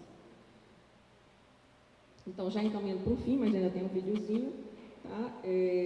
Essas ações, né, que são decorrentes desse programa de regeneração urbana da Encosta, né, com base nos princípios dessa conservação integrada, né, ao primar pela integração entre essas escalas de intervenção, né, que atendem lá aquela noção de moradia, né, de qualidade habitacional da ONU, decorrente da ONU, sob o ponto de vista dessa visão partilhada e integrativa das ações, é enfatizar a dimensão urbana, social, econômica e cultural como norteadora dos projetos a serem desenvolvidos, incentivando a realização de pactos entre atores, possibilitaram dar respostas às demandas da comunidade envolvida no processo. Então, percebe-se que essas ações promovidas reverberam não só na população da Encosta, que durante o processo participativo identificou as carências e potencialidades do lugar, como também na do entorno, que são beneficiados pela requalificação da área, evidenciando assim a abordagem inclusiva sob o ponto de vista histórico e social. O município, então, assume a estratégia necessária de desenvolvimento urbano racional e coerente, que qualifique os espaços de acordo com suas especificidades, funcionalidades, promovendo suas qualidades. Eu acho que o que contribuiu para elas continuarem a participar foi ver alguns dos projetos que elas tiveram a oportunidade de dar ideias a serem concretizados. Um desses projetos, sendo o espaço entre bairros, nós chamamos de bairros, aquela requalificação do espaço público, surgiu de uma primeira ação participativa. As pessoas se queixavam do espaço de lazer, estavam sentadas, e houve uma senhora que no final do processo nos chamou e foi mostrar o terreno, estava cheio de lixo, e então juntámos uma ideia à outra e dizíamos, se calhar está aqui uma solução. Acabámos com o lixo e criámos um espaço verde para estas pessoas. Gosto muito daquele jardinzinho italiano. Adoro aquele jardinzinho italiano. Esse é o espaço entre bairros, né, que conecta os 3 bairros. Aí você imagina o orgulho da moradora que deu a ideia, né, que pegou o arquiteto André pelo braço, porque ela fazia isso mesmo. Ó, tá vendo aqui, tem lixo, né, e não é isso que a gente quer. Então, essa ideia, né, parte dessa ação dela. O que é que poderia ser aqui, aquela ideia que ela deu, ver sendo concretizada, né? Aqui é só o outro, fez com essa imagem de um outro núcleo de habitação, que esse é o primeiro. Aqui é o Parque do Chopal, que era essa área também degradada, que cortava a cidade, né, dividia a cidade em dois espaços. É um parque que vem a resolver os problemas de enchente também no Rio, então ele tem toda essa preocupação. E é um grande espaço de lazer para a comunidade. Tá? Esse aqui é o Café Cheirinho, que foi implantado também como equipamento do parque, que reúne idosos para tomar o café, encontrar e também tomar uma tacinha de vinho. Aqui, esse era um problema que existia, aqui essa é uma imagem ainda antes da obra, daqui a gente está vendo os apoios, essa parte da Encosta era a preocupação do município, que ela podia vir abaixo. Então, essa casa e essa casa foram compradas, né, e foi feita toda essa adequação com rampas, né, e hortas ao longo dessa subida, né, que favoreceu também a todos esses moradores que moram aqui nessa parte alta. Nessa casa são 4 habitações, né, e 4 habitações de 2 quartos, e essa outra aqui é uma habitação de 3 quartos, edifícios que estavam abandonados e que foram requalificados. E é isso. Obrigada.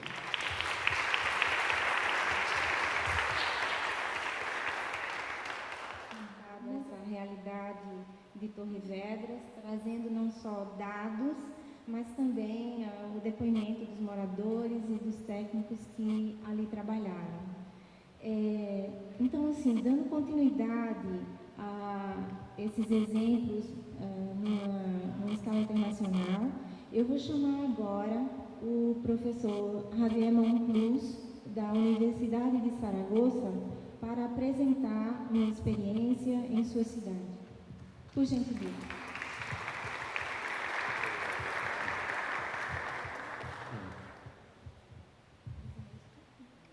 Bom dia, quase boa tarde.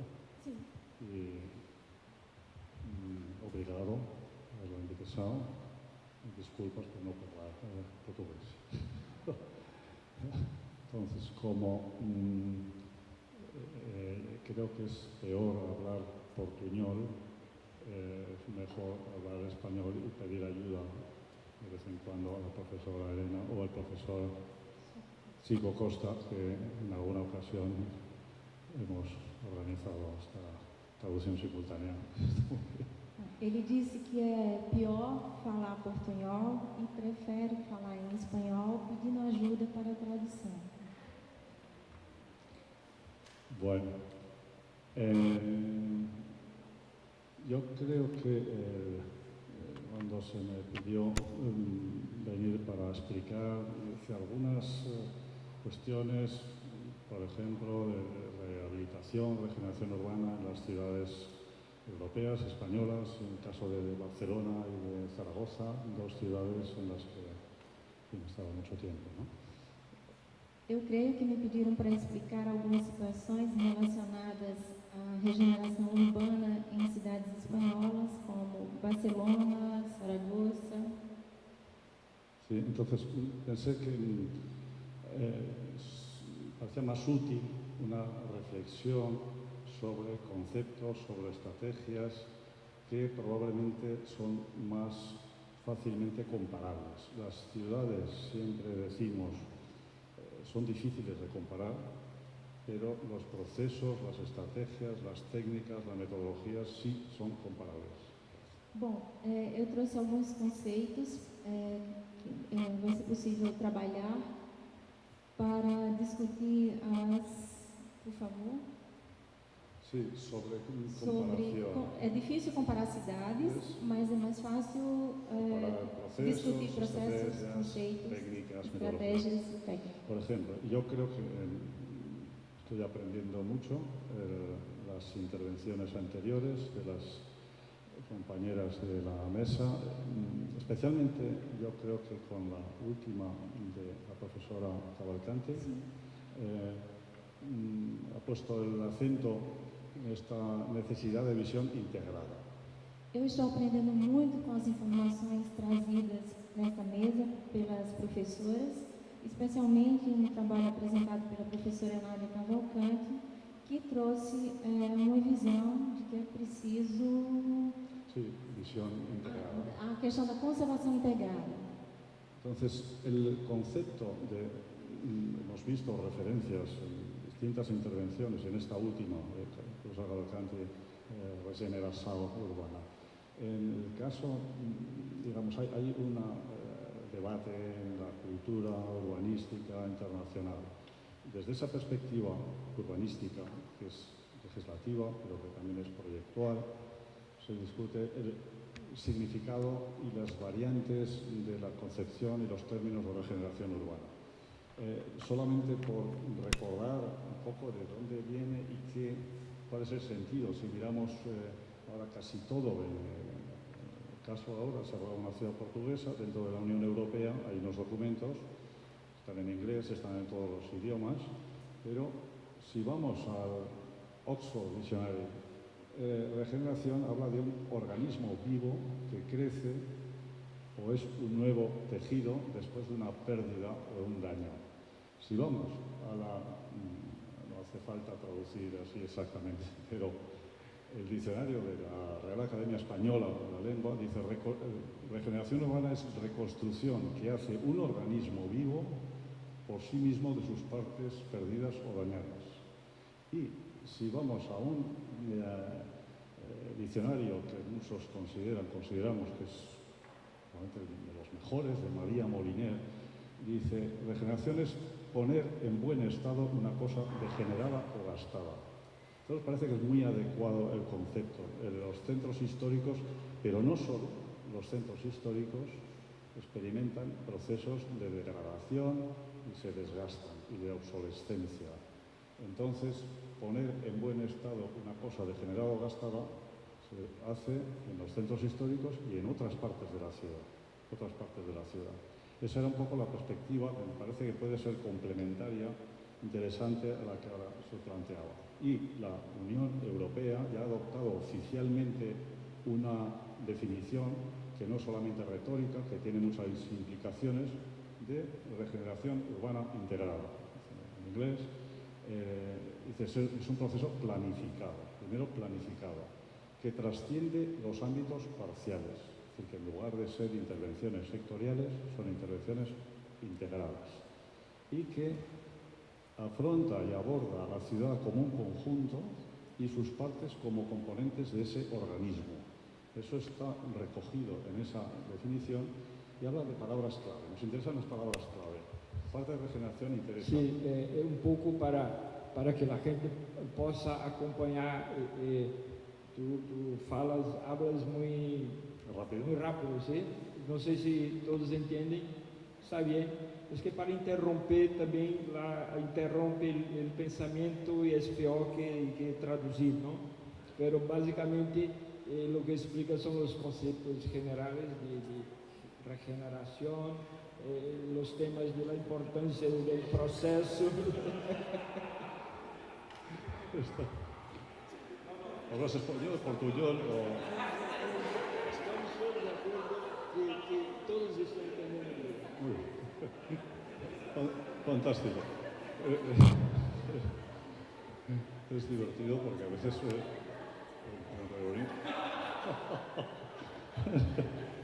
en reuniones y congresos al final dice, pues vamos a hablar en inglés. Pero nos parece... No, es lo que pasa. La idea es que no te cortes, ¿no? Que hables y que la gente entenderá mejor. Sí. A lo mejor una palabra no se entiende, pero el contexto general es lo más importante. Claro, muy bien. Sí, entonces, decía, hay una palabra dentro de todos los términos que es complejidad. Complexidade en portugués, complexity, decimos cualquier proceso urbano y un proceso en el centro histórico y un proceso de regeneración es un proceso complejo. Esa complejidad tiene que ver con esa metáfora que es la regeneración urbana, es una metáfora, una analogía con el tejido vivo, con el organismo. Se daña y se recupera. No es exactamente así, pero es útil. Nos parece una metáfora útil. Podría explicar bastantes cosas sobre procesos de degradación y de desgaste y de obsolescencia en el caso de una ciudad como Barcelona, en el caso de otras prehistoria, pero tampoco solamente los últimos años. Desde los años 70, curiosamente, distintas situaciones de ciudades europeas con distintos contextos culturales, políticos, económicos. En torno a los años 70-80 hay un vuelco conceptual, y político, y proyectual y técnico. Entonces es interesante ver qué pasa. Visto con la perspectiva actual, 50 años después, 30 hasta ahora, digamos que la situación ha cambiado radicalmente. Esto habría que contarlo poniendo imágenes de esa época, generalmente en grises, en blanco y negro, de degradación, de huida de la población, como pasa en muchos centros, y la situación actual, que puede tener dos problemas, pero que muestran una recuperación de cosas. Ha habido muchos proyectos puntuales en todas partes, es decir, prácticamente en la mayor parte de las calles, plazas, espacios públicos intermedios se ha intervenido con muchos proyectos. También, decía, la lista que ahora ponía el profesor Galo Cantera, actuación, equipamientos, vivienda, espacio público. Bueno, pues, por muy complejo que sea aquí, se plantea así. Todas estas zonas grises, azules, son equipamientos que muchos eran antiguos conventos como esto, antiguos edificios, estaban en desuso, estaban abandonados, estaban en ruina muchos, se han ido rehabilitando, se han actuado con nuevos equipamientos de distintas escalas que han tenido un impacto evidente. Después hay estas manchas rojas. Manchas vermelhas. Vermelhas, esto ya sí que me acuerdo, vermelho. Pues estas manchas corresponden a actuaciones en vivienda, fundamental. Esas realmente llegaron más tarde. Cuando se intervino, espacio público de equipamientos, pues si no se interviene en vivienda, no funciona.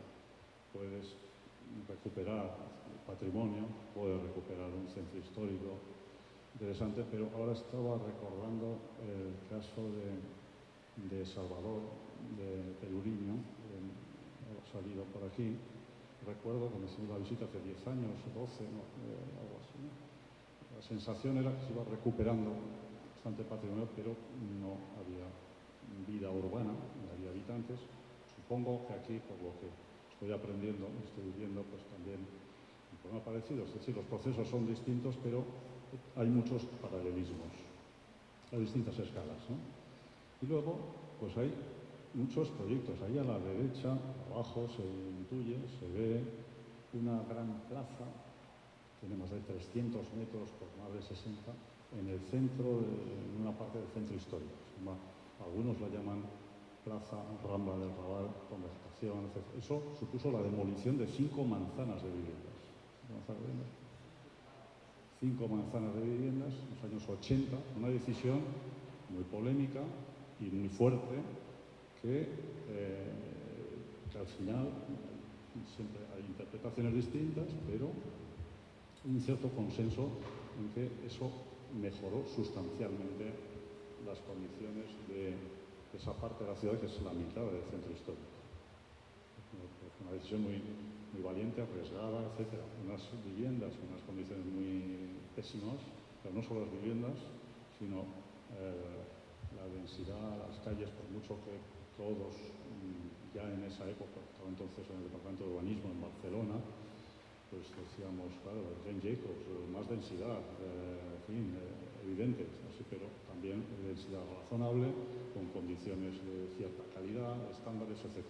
Entonces, bueno, ese es un indicador de operaciones que se llaman de media escala. Es decir, aquí un poco el argumento es que ha habido intervenciones a todas las escalas. Planes globales del centro histórico, planes parciales, planes de proyectos de espacio público, proyectos de equipamiento y proyectos de distintas escalas. Estas escalas muy pequeñas, muy puntuales, ¿no? Arriba, en esa imagen, bueno, estas operaciones, la filmoteca. Una filmoteca que antes era impensable que la gente fuera al cine, al centro histórico, pues porque estaba degradado y había otros sitios en la ciudad. Bueno, ahora funciona maravillosamente porque es un centro muy activo y no solo para las como filmoteca, sino como centro de actividades, en fin, es todo este tema coordinado. Así, de manera tan rápida, podemos ver el caso de Zaragoza. O podríamos explicar también los últimos 50 años. En los años 70, 80, yo era estudiante en los años 70, entre Barcelona y Zaragoza. Por mucho que eran dos ciudades distintas, más grande, Barcelona, la ciudad más pequeña, Zaragoza, los procesos eran muy análogos. Se caían los edificios, la gente se iba. Y había tentativas muy puntuales de restauración de un edificio, se conseguía, pero parecía muy difícil, casi imposible de revertir el proceso. Ahora también hay situaciones distintas y problemas, pero se ha revertido sustancialmente. También, por cierto, bueno, pues una ciudad, aquí se ve el trazado romano. El casco romano es perfectamente identificable, hay murallas romanas, hay un foro romano, hay una ciudad medieval y ha ido creciendo, pero en los años 70-80, digamos, cuando la gente se iba a otros lugares, mejores estándares de vivienda y todo lo demás, pues parecía reversible y luego se ha ido revirtiendo con unas estrategias muy similares. Otra cosa es que cada ciudad tiene su situación específica. En Barcelona pues hay más turismo, más inmigración, hay la zona donde hay más inmigrantes en todas las nacionalidades del este y del sur y de todas partes, es precisamente una parte del centro histórico de Zaragoza, de manera muy paralela a lo que pasa en Barcelona, en Raval, conoceréis algunos, y coexiste con muchas situaciones. Pero lo que yo creo que es interesante es ver cómo la única manera que explica un poco cierto éxito relativo, porque luego se pueden ver los problemas, de esa recuperación es esa actuación multidimensional, multisectorial, integrada, etcétera, que se ha ido asumiendo, ¿no? Entonces, simplemente nos podría explicar esos procesos cómo han ocurrido, pero creo que con una serie de palabras clave, quizá se puede entender mejor de argumentos clave que en realidad no son argumentos solamente relativos a intervención en el centro histórico de las ciudades, sino en áreas, como también veíamos algunas, se llaman áreas de regeneración urbana, que no tienen por qué ser únicamente las del centro histórico. Entonces, diagnóstico y diseño hacen parte del mismo proceso. Esto alguien me ha traducido al portugués y me parece muy bien, porque es una cosa que siempre insistimos en todas partes. Es decir, a diferencia de lo que también pasaba antes de los años 70, era muy frecuente, todavía lo es, hacer muchos diagnósticos, muchos estudios, y luego hay otras personas, otros técnicos que hacen los proyectos, el diseño.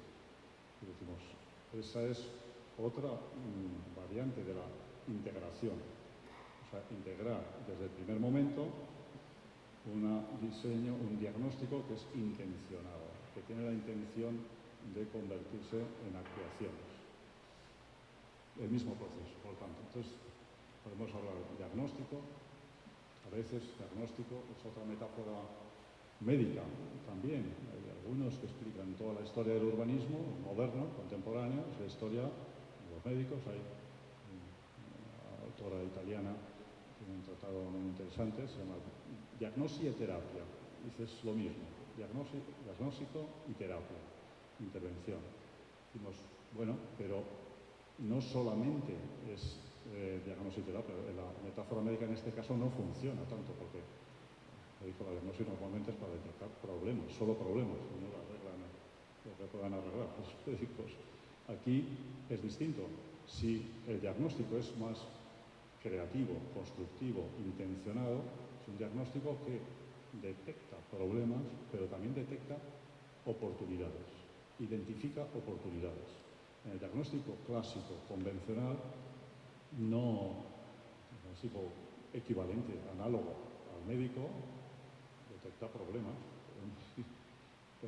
Pero yo creo lo interesante de los buenos diagnósticos, que me parece que es fundamental que los diagnósticos identifiquen oportunidades que no son tan fáciles si no hay una intención muy clara.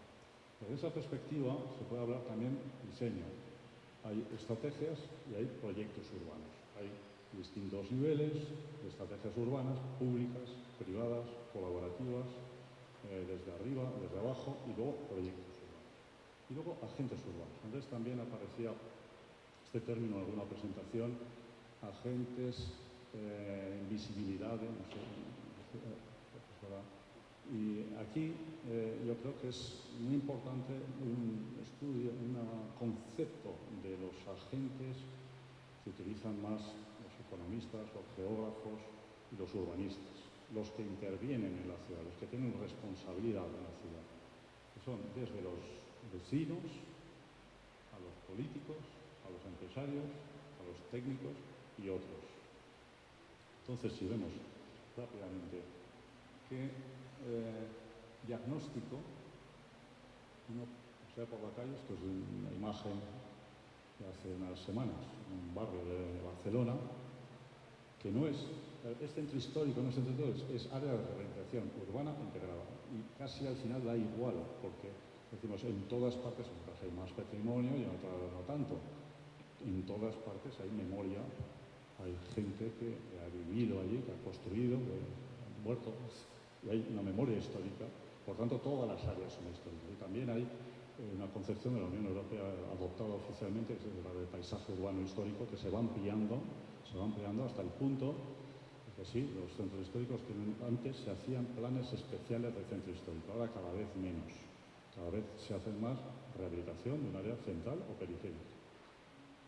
En el caso de esto que vemos aquí es un espacio periférico antiguo con tradición industrial, obrera, proletaria, que se ha ido, como en muchos sitios en toda Europa, ha ido cambiando, menos industria, casi nada, y ha atraído a determinadas capas de la población, y aquí pone la gentrificación destruye los barrios. Supongo que se entiende, es gentrification, se ha adoptado en castellano, pero también aburguesamiento. El aburguesamiento. Bueno, entonces aquí según quien haga el diagnóstico, puede decir, bueno, habrá que ver hasta qué punto hay una gentrificación, y esto ya puede parecer una broma, un chiste, pero hay gente que dice que es como el colesterol, hay gentrificación buena y gentrificación mala. Es decir, una dosis de gentrificación en un lugar donde han huido las clases medias, si se hace vivienda solo, vivienda social, solo vivienda propietaria, solo esto, pues no es fácil que mejore y que haya más diversidad. Mientras que si hay una inyección combinada de viviendas, tipología de viviendas y promoción para clase media y para viviendas sociales, ¿no?, hay más probabilidades de éxito en ese sentido. Entonces, bueno, ¿qué quiere decir? Que el diagnóstico es fundamental y tiene que ser un diagnóstico compartido, ¿sí?, por hecho a la ciudad. Entonces, hay un debate muy interesante. Quiere decir, esto se puede compatibilizar grandes proyectos con pequeños proyectos, con intervenciones, con el concepto fundamental del derecho a la ciudad, que también ha salido por aquí, que es no solamente derecho a vivir y tener una vivienda, sino derecho a la vida urbana. Es lo que tenemos que, en un taller de estos, comentar el concepto de Rilefer y de otros, ¿no?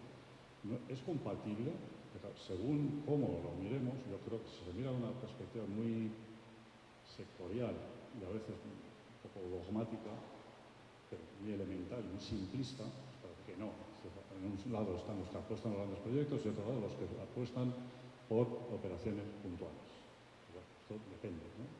Probablemente la recuperación de una parte del centro histórico de Barcelona tiene que ver con el impulso de esos momentos de los años final de los 80, principios de los 90 y el impulso a partir de ahí. No es por casualidad que entonces se va revirtiendo esa situación. Pero bueno, es un tema de debate y yo creo que lo interesante es ver por qué hay unas ciudades, ahora se dice Friburgo en español, o en portugués será parecido, una ciudad modélica. ¿Y por qué?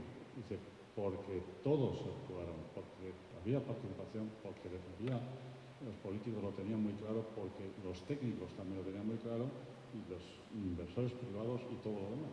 Entonces, bueno, esas situaciones pues se dan en ocasiones, no son fáciles, pero parece que es fundamental. En este caso, estamos el equipo nuestro de la universidad intentando convencer al alcalde de Zaragoza, al alcalde de Unión de Podemos hace unos años, para que se implicara realmente explicándole que sin el impulso, no solamente la legislación y los decretos y las declaraciones, sino realmente la implicación directa de los políticos, pues no se hace nada. Nada es posible sin la política, ¿no? Pero también, y esto hay personas que no lo ven tan claro, la relación público-privada, ¿no? O sea, si no hay empresarios, promotores, que ven que pueden tener un beneficio, porque claro, el problema es el corto plazo. Yo creo que eso es otra cuestión fundamental, ¿eh?